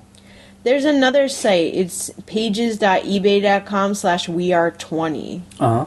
Let's see. What does it say? And does it say what they're... Learn about our new tools. Connect with specialists. Share your experiences. Network. Anyway, it's cool. I guess if you lived kind of in the area, it would make sense. But man, I would be like, they aren't really selling it hard or giving me a reason why I would fly to there. Yeah, and it costs $65. It's not free? No. Oh, wow. It costs $65 to go, and then after the July 31st, registrations are $95. So it's basically $100 to go to this thing. They don't even have a schedule. Wow. You're right. I mean, I'm looking at this other page. It's like, you got to sell this thing if I'm going to make all these plans to come, but we're not going to be around anyway. I honestly wish that we were able to go, but also, like you said, I wouldn't want to fly across the whole country. Oh, eBay. eBay, come on. Okay, things we learned in the comments this week. It was a good week in the comments. We always, one reason why we do this podcast is we love when people come to our blog where these are posted and we talk to each other. Yeah, figure things out. Because we learn a lot. Yes. Something people were asking were cleaning sweat stains off hats. That's the grossest phrase I've ever heard. We've been talking about how we do well with snapback hats. Those hats, like a baseball hat. Yeah, a baseball trucker hats. They don't all have snapbacks, but that's style. Very often these are used hats. Yeah. And sometimes they're really nasty. We normally skip over the ones that are really gross, bad. But if they're really vintage or something really cool about them, we will bring them home. And if you have a this is what I do, and this helps me at the farmhouse laundry too. I just have this little jar of liquid detergent. It's just clear, free and clear detergent. And I throw some hydrogen peroxide in, or now I've been using OxyClean. I just throw a little bit of that in, and I have a toothbrush, and I'll just put that on the inside, wherever there's stains on it, and I let it soak for like an hour or a day, and then I wash them all. Someone else on the blog said they use shampoo, just cheap whatever, VO5 shampoo. It's $1 a bottle at Walmart or CVS or whatever. And if you use that, because shampoo is meant to like break up grease and stuff, so that could also be a really good thing. The whole thing is to pre-soak it. Like get an old toothbrush, scrub it into the, and this is true for any kind of clothes, and then just let it sit for an hour or a day and then wash it. And I've had very good success with that. You know, that being said, I will say that some vintage hats sell almost better if they look distressed. Right. If they look kind of beat up. I mean, and these aren't hats, but Ryan, I will always be a winner on this. We sometimes find these, it's mechanic shirts. Right. And, it'll look like a typical, like out of a Hollywood film. It's like a guy's mechanic shirt. And it's got like embroidered patch that says like, Joe. Larry, Chip, or, Butch. Yeah. And, it might even have an embroidered patch of where it came from, like Chip's Mechanic Shop. Right, exactly. And it will have grease on it and look dirty. And maybe even a ripped. We've had ripped sleeves before. Guys will buy this. Yep. Because they want that look. Right. Because it's authentic. Right. And maybe they have like a hot rod or they're exactly. into like the rockabilly. And they're in Sweden. Yep. And it does not matter. The grease stains are a plus. Right. Not a negative. Right. I will say this though, on hats, it's fine if they look distressed, but if they look greasy and sweaty, that's different. Right. That's gross. I mean, we definitely skip over what I like to call the frat boy hats. For some reason, guys in frats, I seem like they latch onto a certain hat and they wear it and they never wash it and it looks really like dirty, like just filthy. It's really gross. So we always skip over those because those are hard to wash. We were talking about the apocalypse on the blog. The economic apocalypse. Don't you love that? Yeah. So, this happens from time to time where, as scavengers, we definitely talk about it too. It's like, what happens if the economy tanks? Like, again, people are, have too much debt, the economy's not safe and all this stuff. And so, are people going to buy? So is it safe to depend on eBay or online selling? Right. Like what happens? We started out in 2008 selling on eBay when the economy was tanking. Yeah. And we were selling during the depths of this past depression. Yeah. I think it's safe to call it's what it was. A depression, yeah. It's recession. So we built our business when people were losing their homes and, it was just chaos. Losing their jobs. So we know what that's like. Yeah. I mean, people still buy. And I think what people talk about is more like this apocalypse where, like, it's like peak oil and, like, infrastructure, government infrastructure falls and it's like every man for himself. Well, then, people aren't going to be buying on eBay, but, they're going to be... Not much is going to happen then. So if you're worried, like if you're planning your life for that kind of stuff, like that stuff that you see sometimes on like TV, the zombie apocalypse, essentially. Then it doesn't matter. Yeah, like if you're going to be like up on your rooftop with a shotgun, like guarding picking people off because they're taking your chickens and guarding your chickens in your backyard garden. I don't think money is really an issue. But here's the thing. This is what we found when we started. Because the economy crashed and people were like pinching pennies and going through their savings, they were buying on eBay because they were like, well, I can't afford all this other stuff. I don't want to afford it anymore. Right. I'm downsizing. I have to live in an apartment. I am now going to shop through thrift or through eBay. And people also forget too, like we talk about these things like everyone is losing their house. But even during the Great Depression of the 1930s, if you read about it, it was definitely hard on many people. But unemployment was never above 25%. Right. So people still have jobs. Businesses were still happening. Right. It was just hard, but it wasn't like a collapse like you think of like Somalia or something like that. And that's not what I see happening for America. I think for us, I'm more worried because we've never lived through it during having a store on eBay. What's it going to be like if things really start going good? Like, what happens when everyone has money? Right. Like, are people going to be buying on eBay? I mean, I'm assuming the answer is yes. Yeah. But that's something we don't know. Right. We've never had experience with. Right, exactly. But all we know is that all we can do is try and stay out of debt as best we can. Yes. Dumb debt. We do take on some debt for investments, like for property. Right. We try and maintain the lowest burn rate we can, so we can handle any scenario. Yeah. So we try and keep a burn rate low enough so if like shit were to hit the fan, we could still cover our debt and be okay. You know, Right. as long as we're making a minimal amount of cash. Yeah, exactly.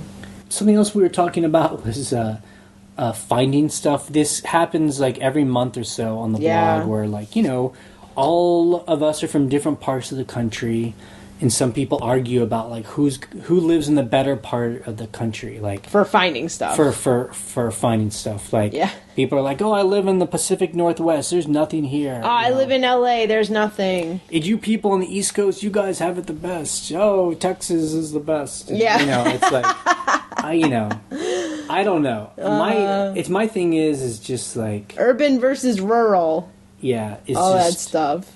I'm sure it's going to be different in every area, but we've scavenged in many different places around this country, and we've always found stuff. Yeah, we always find stuff. Prices are different for different things, and maybe, you know, we can buy snapback hats here for cheap, and then over here they're more expensive. But then in this place where snapbacks are expensive, we can find like Luggage. like New fabric York City. really cheap, Yeah, you know? exactly. Like, I think what I hear sometimes is that, you know, I understand people are in different circumstances. Some people have kids they have to take care Right. of, or they have a parent who's sick they're taking care of. Right. Or maybe the person themselves is sick or dealing with, you know, some illness or Yeah. injury. I mean, and that will limit it's your scavenging. Yeah. You know? If you are limited to scavenging where you can only go out for an hour at a time, or you can only go out on Saturdays, or only during a lunch break, or, you know, you can only go, it's within a mile of your home, I mean, that's the problem. Yeah. It's not that your area doesn't have stuff, it's that you don't have the freedom to really get out there and scavenge. Yeah. The way we find things, the way we do for cheap, is because we're willing to spend 8 to 10 hours a day sometimes scavenging. We will drive 200 plus miles from our home to go somewhere where we think there's stuff, you know? And that's how we find stuff for cheap. Right. You know? Exactly. And so if you aren't able to put that time in, that's where the problem is. Yeah. You know? It's not that there isn't stuff. Like, if you're like, my local Goodwill is expensive, so don't go there. that's the problem. Yeah. Well, you know, that's going to be a problem. Exactly. For you, you know? And then another thing we talked about snapbacks. We were going back and forth about shipping hats. You know, God, I feel like we get this question like twice a month. It's a good question. So, snapback hats are smushable. Most of them. In our mind, you know, like, there's a lot of them are smush, and how do we ship them? Look, this is how I ship my hats. There are many, many, many hats that are just smushable. They are stored smushed. They come back. And I ship those in poly mailers. I put them in a plastic shopping bag, and I put them in a poly mailer. But if you buy one of those baseball hats, it's like, you know, New York Yankees, it's fitted, or it's a snapback, and it's got a shape to it, and the dudes like to wear it like that, you need to ship it in a box. Right. That's how I ship it. I'm like, this is one of those hats where people want the shape, they don't want it to be smushed. I'm charging $40 to $50 for it. I put it in a 7x7x6. It's essentially a cube, and you can put it in there, and I charge £1 for it. Now, you can buy boxes like on Uline, and you can ship those first class. But for me, I'm like, I don't want to pay for boxes. I don't want to buy special boxes. I don't sell enough of the shapely baseball hats to justify that. Because I'm going to put a handling charge to pay for the box, so I might as well just do USPS £1. That's how I justify it. I sell hats all the time. Yeah. It's not a problem. And it's for us, I think we only had one person ever complain that their hat was Smushed. kind of smushed. So I shouldn't have shipped that one that way. So, but everybody else we never hear a thing Yeah, from. So again, exactly. we each have to make our own decision, the best way to do it. And now there were several people on the blog saying this very detailed thing about a Ziploc bag full of air, put in bubble wrap and styrofoam peanuts. I'm just like, for me, it is Yeah. not worth that the time. works for that guy or a lady, because I think it was an anonymous. I think there were person. 2 people that said they did It's it actually that way. interesting, and it's. I mean, I like when people are very like, that's awesome. Yeah, we just haven't gotten negative feedback yet from our buyers to feel like that's something we need. And you know what? I would love to see a video of someone packing it that way, because they described it, and I was like, I still can't figure out how you did it. I need to see it. That's the other thing too. On Blogger, it's interesting if you put in a link to a YouTube a video, it embeds it. It actually embeds it. So when people are saying they want to see tutorials or they want to see like a yard hauls where people show off what they sell. Yep. I mean, other commenters are welcome to do that. Make a video, upload it to And put it on the blog. And put it on the blog and share your info. Here's Just keep it clean. Here's my thing. Keep it clean. Keep it clean, guys. Okay, what our coming week will be like. Yes. I mean, again, I'm going to be like a laser broken edge record here. We are continuing to take pictures of stuff on our porch. So we are going to list it or donate it. We have 25 or 24 of these bins. We have about 10 left. Yep. We have 9-10 days before we go to New York. We can do this. Yeah. So Ryan, are you into it? Yes. Are we going to fight anymore about it? Probably. Why? I mean, it's just in your mind.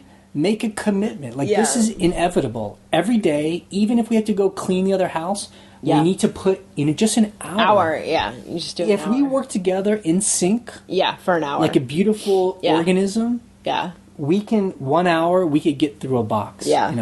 Because we can do it. So that's what we're going to be like. Yeah. So we're doing that. Plus, we have like 3 or 4 turnovers of the house. Right. So that is cleaning, but the good thing is it's light cleaning and laundry. Yep. So that's not bad. All right, so let's take some questions that people either send to us by email or you can also call us. The phone number is 540-407-8486. And we really appreciate these phone calls, and I'm assuming other people do too. It's always nice to hear how questions are phrased. We love to hear people's voices, the different accents from around the country or the world. And the way people ask its questions is just important as what they ask. And trust me, if you're thinking of a question, we assume other people will too. Yes. Hi, my name is Steve Casey. I'm a top-rated seller. I love everything that you guys are doing online and in both your stores. My question is, why did you build a second store, and how did you build it? Details.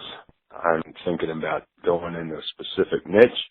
I don't know if I can use my same PayPal. I know I have to start another account, but just details of that kind of stuff. If you get around to that sometime, I think it'd be a neat topic, and maybe you've already hit on it, and I haven't seen it yet.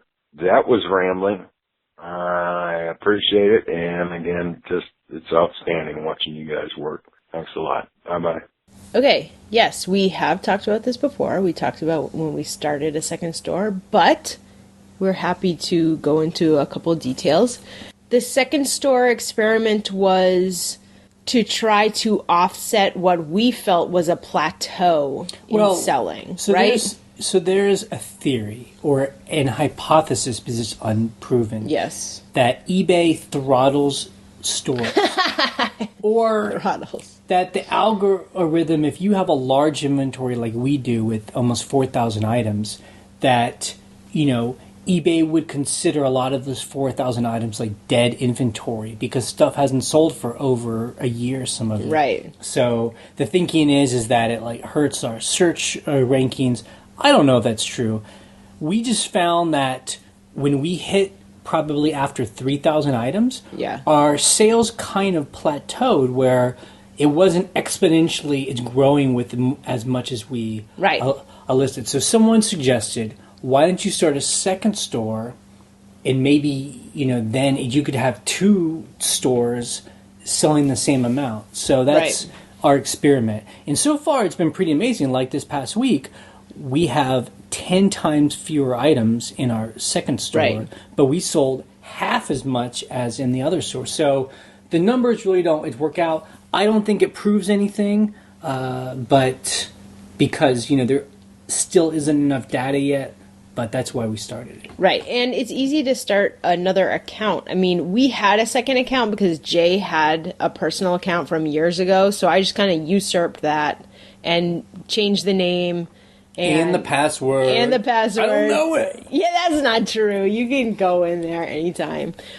We happen to have a second PayPal account as well we had a business PayPal account from another business.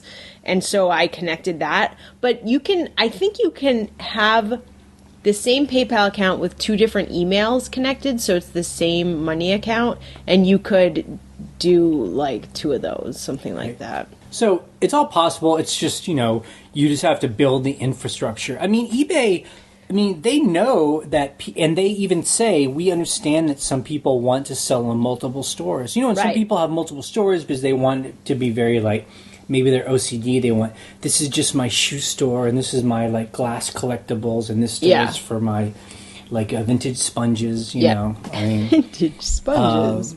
We are more the general store theory. So actually both of our stores are just kind of general stuff. Yeah, exactly. And, some people say, it's good to have a second store because if your one store gets shut down, then you have another one. We aren't doing it because of that, but it can't hurt. Hello, Scavengers. This is Armando Sueños once again. With this quick question, when you buy stuff for yourself, do you use your regular eBay account? Or you use another separate account just to buy stuff? So just a quick question, so I hope you can answer me back. Thank you, and always thanks again for all the information that you shared. It's really valuable. Have a good day. Bye. Hey, Armando. Hello. It's good to hear from you. Yes. Yeah, we definitely have a buying account. Yep, I have a buying account. I started a buying account a few months ago when I started really buying a lot of stuff for our rental house. Lots of linens and whatever, houseware stuff that I needed. And I honestly didn't want other people to know I was a seller because I wanted to be able to put offers in. And I didn't want people to think that I was going to sell that stuff. Or them to see in our store that we sell stuff for a lot of money. Right. And here we are trying to get lowball people. A $5 deal for a mattress pad, So I started a second account for that, totally different than any of our selling accounts. So yes. But, for a long time we didn't have a buying account. So I just bought it's stuff not online. a necessary thing. Yeah, but I kind of wanted to keep those two separate. Yeah, and isn't there something where people are like, you want to do that, so...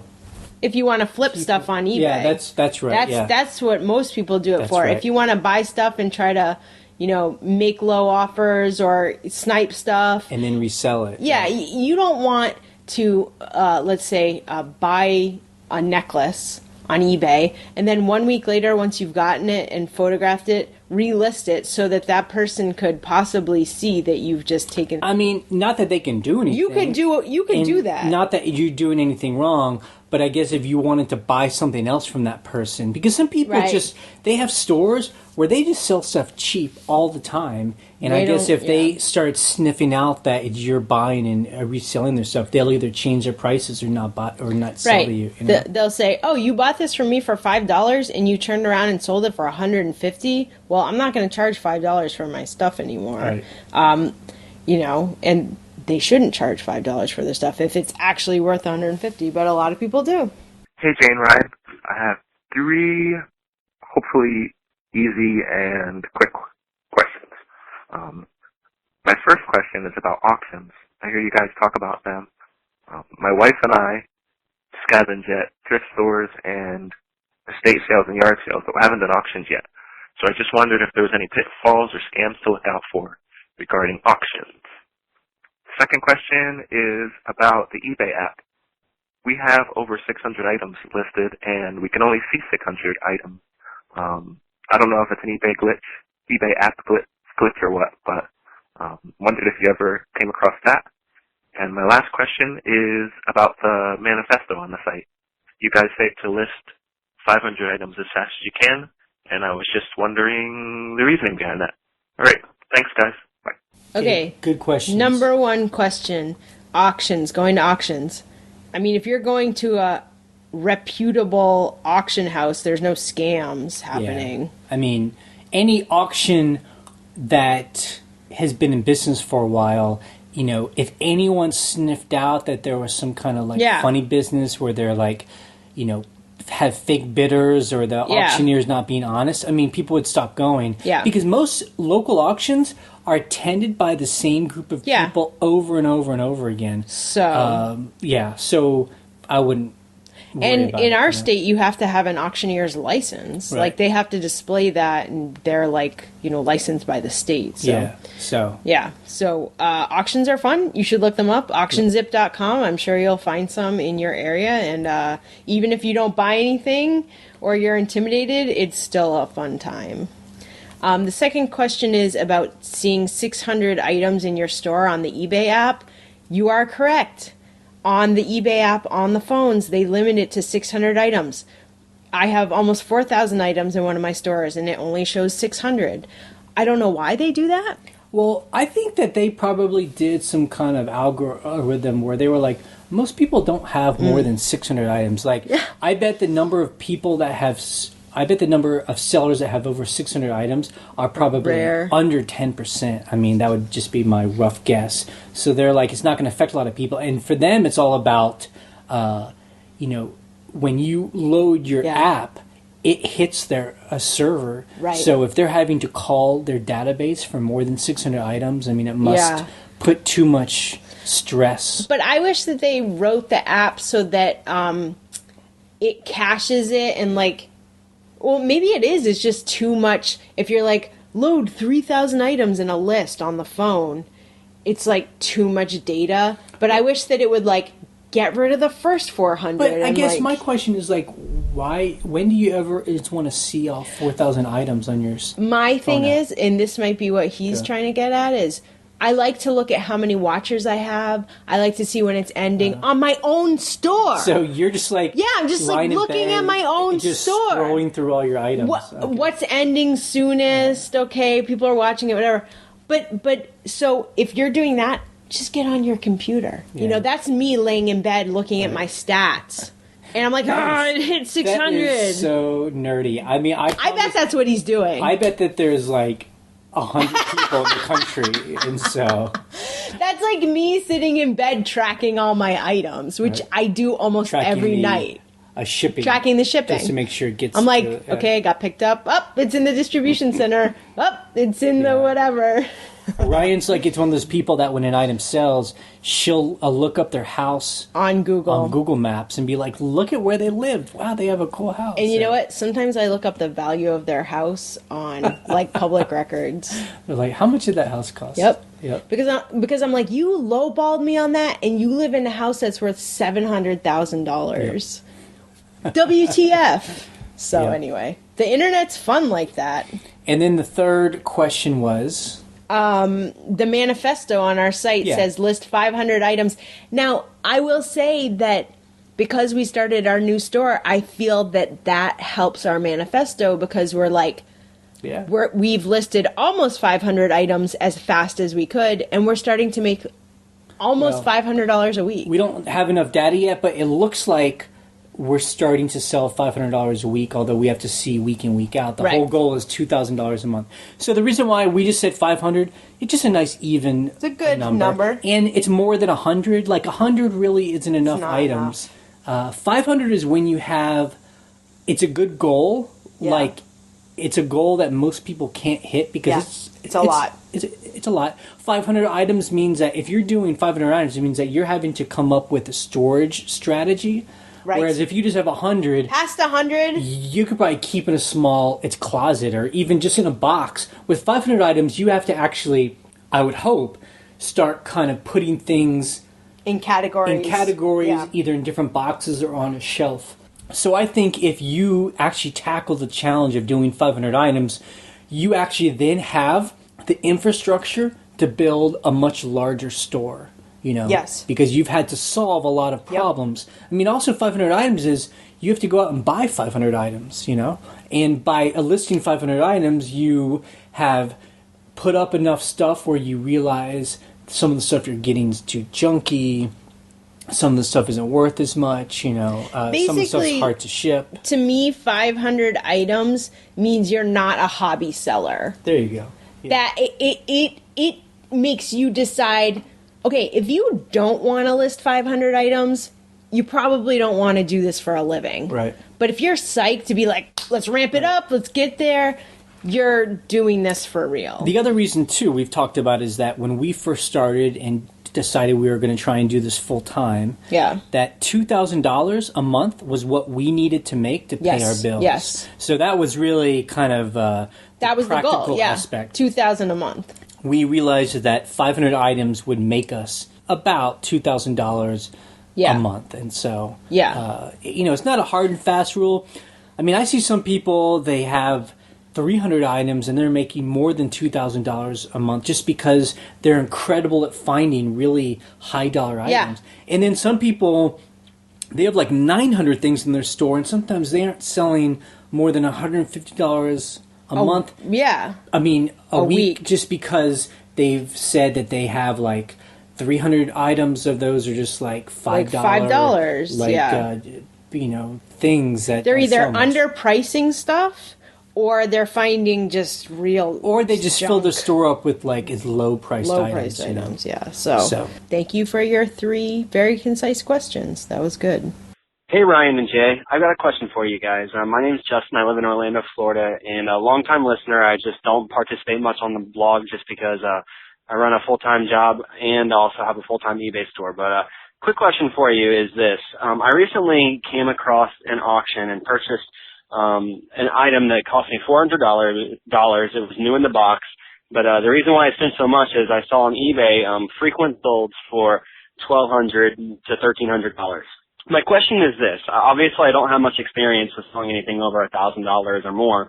Sold a couple items, you know, for $800 to $900 in the past. I just know that, you know, I've never sold anything that high. And I wondered, is there anything different when it comes to shipping these items that you have to do in terms of taking extra steps to ship the item? I've heard and I've read online that once you hit certain values that you have to declare certain things. I don't know if it's just with customs if you're shipping overseas or if it's, you know, general homeland, you know, contiguous 48 states, you have to do anything else as well. Also, I was wondering if you guys know if there's a limit with like ship cover insurance that you're no longer able to insure a package if you know, sell something over a specific dollar amount. Any info that you guys might help in terms of shipping large value items would be great. I know you guys have shipped expensive things before, like the Bakelite necklace that you guys listed and sold for around $1,200. But like I said, any info you guys could have would be awesome, and I appreciate looking forward to hearing back from you guys. Bye. Okay, so my first question is, what was it? I would love to know what it was. For $400 new in box that made you say, oh, I'm buying that. That's a very high price to pay for something. But if he says it regularly sells for $1,200, that's great. That'd be a good flip. Cool. So, if you're gonna sell for over $1,000, in terms of insurance, Ship Cover and Ship Saver, which you can get through eBay, both only go up to $1,000. Now, the post office will insure, I believe, domestic up to $5,000. So USPS, if you're sending it that way, might be the best way. But really, you need to factor in that price. Like, go on the USPS website, see how much it's going to cost, add that into the handling fee, if you want to add it in. FedEx and UPS, I think you can buy up to like $10,000 or something through them. So, yeah, I mean, if you're sending it in the U.S., doesn't matter if it's the 48 contiguous states, Puerto Rico, Hawaii, or Alaska, it doesn't matter. You can buy USPS insurance for all of those things.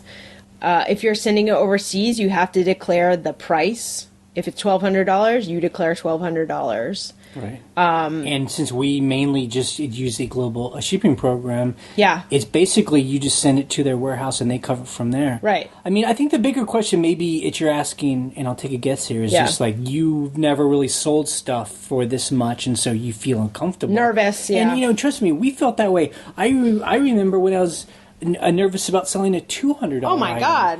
And then, I'm still nervous about that. yeah, and so all those things. Yeah. I mean, so make sure you just ship it the best you can, put insurance on it, and Right. just, and make sure what you're selling the person is what they expect. You know, Right. we always over describe it, Yeah. especially any problems, because what you don't want is for someone to get someone to get an expensive item, and you've under described any kind Right. of problems, and then they're unhappy. You know. The good thing is it's new in box, whatever it was. I don't Okay. know what it is. It's new in box. So that helps with defects, but you should, if you can open it. Things like if it's new in box, you want to make sure it might be new inside the box, but if the box is all like damaged, Worn. you got to tell people that. Yeah. Because we sold a brand new sink, expensive sink to somebody. Yeah. But the box was all like. It was a pretty- sink faucet. Yeah, it was like The box written was on, messed it had up. holes in it, but everything was inside of it, and the person wrote us very unhappy because they were like, "I thought this thing was new." Right. And it is, and we said, well, try it out, and if you don't like it, send it back. I'm sure he gave it to his plumber, and the plumber's, I don't care about the box. Everything inside Yeah, is new. exactly. But we weren't clear about the box Right, itself. exactly. So I would love to know what it was, but good luck with it. I think that if you feel like you can sell it for $1,200, that's awesome. Awesome. I hope that you do. Hey guys, my name's Gary, and I just finished my first month with really pushing on eBay. I've been selling since 2004 very infrequently, just when I had something I was done using, or I just once in a blue moon found something worth flipping. But anyway, I just hit it really hard this last month, and I sold around $1,500 worth of stuff after about $300 that I had to spend to get the inventory. And then, I mean, I know that's not a big amount, but it really made a big difference in, you know, how I can pay my bills and whatnot. Well, I do have one simple question for you guys, and it's the only thing that I'm having trouble with. It's deciding on who to use for what shipping. And I don't know if you have like a hard and fast rule you follow for these kind of items go to the post office, these FedEx, these UPS. I've been using the post office exclusively and trying to print as much from eBay as I can to get the discount. But I am frustrated with knowing whether or not it'd be cheaper if I went somewhere else. Or what box. That's the thing that drives me nuts, is which box to use to get the best rate. Is there any kind of a quick rule to follow to try to get the best deal for yourself? That's my first question. The second one is, you guys say that you always just post it and leave it. How long will you actually leave something before you change the price or take it off completely? I find myself getting antsy and getting frustrated. Do you have any tips with that? Appreciate it. Thanks for everything you do, guys. Bye. Okay, Jay, what do you think? I mean, I think it sounds like you're doing all the right things. Yeah. How much, like 95% of stuff we just do through the post USPS. office, through eBay. I Yeah. mean, there's really, I think that's the best way. Bigger, heavier things we'll do through FedEx. FedEx Home, Yeah. Ground. Well, it's FedEx Home, FedEx Ground, or Smart Post. The great thing about eBay, which I love about eBay, whether you're using FedEx, UPS, or USPS, is you can put in all the dimensions and the weight of your box, and you can compare the price. Right. So I had this big suitcase the other day that I was shipping to someone in like New York, which is not far from me. So I'm like, okay, should I send it FedEx because it's 8 pounds and it's this weird size, or should I send it USPS priority? So I compared the two. I put all the dimensions and the weight. And you know what was cheapest? USPS priority. It was like, $5 cheaper to send it that way with my discount. So I'm like, I'm sending it that way. It's got full insurance, full tracking. It's going to get there by Monday. I shipped it Friday. And, I swear I don't know this guy personally, but we've emailed back and forth. There's a guy that has a site called flippertools.com. We mentioned him earlier. And he's made several different tools, and one of them is like you can put in the size and weight of a box or of an item. Yeah. And his site supposedly will tell you the best way to ship it for the cheapest. Right. And so we'll link to it on the blog. I mean, the other thing, too, I think the biggest thing when you're learning how to ship is to make sure you're charging the right amount. Yeah. Most new people are really bad at estimating. I know we were. Yeah. The weight, and you have to remember the weight of the packing material.